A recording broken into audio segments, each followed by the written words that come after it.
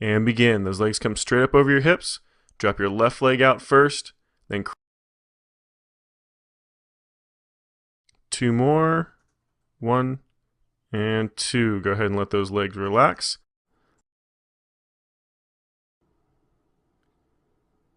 And begin. Crunch up and try to rotate those shoulders sideways. You want to try to get both those shoulders off the ground as best you can. Nice tight squeeze, reaching the abs. Nice tight squeeze, keep those abs contracted. And there's your last one right there. Go ahead and let it relax. Next one is going to be the Pilates side hip raise.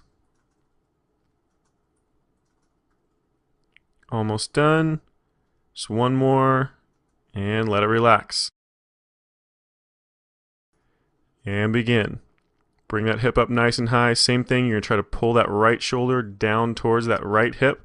Get a nice tight squeeze in that oblique. And let that hip drop back down, but don't completely touch. Keep a little bit of a hover. Almost done. Just got one more. And begin. Lean back, keep that chest nice and straight. You want a nice straight line through that torso. Rotating left to right as far as you can. It's more about range of motion than it is about how fast you can do it. Now for the easier version, you can keep your feet on the ground just like we're doing here. Almost done. And let it relax. Alright, move. And begin. Get those legs up there nice and high. Straight up. Don't let them come over top of your stomach. You want them right on top of those hips. Crunch up like you would with a regular crunch, but instead of forward, you want to go straight up like you're trying to touch those toes. The higher you get up towards those toes, the more those abs are going to have to work. Almost done. Just one more. And let it relax. And begin.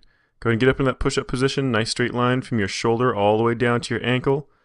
Alternating legs, lifting one then the other. Try to keep those hips as stationary as possible. Almost done. Just one more on each side.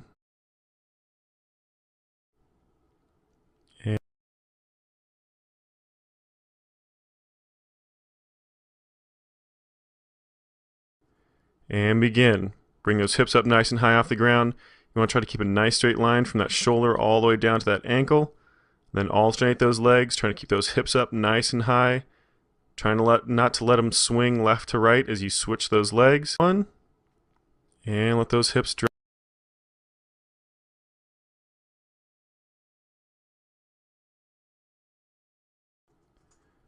And begin. Those knees come up to that tabletop position. 90-degree on that knee, 90-degree on that hip. Make sure that knee is directly above that hip joint, doesn't come in any further over top of that stomach. Then nice and slow, alternate those legs. We're almost done, just a few more repetitions.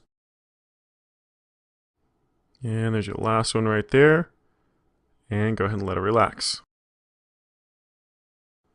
And begin. Come up onto that tailbone. Tuck those knees in nice and close to your chest as you crunch forward. And then lean back, nice straight back as you kick those legs out away from you. Those hands back behind you, they're there for a little bit of support. If you want to make this exercise more difficult,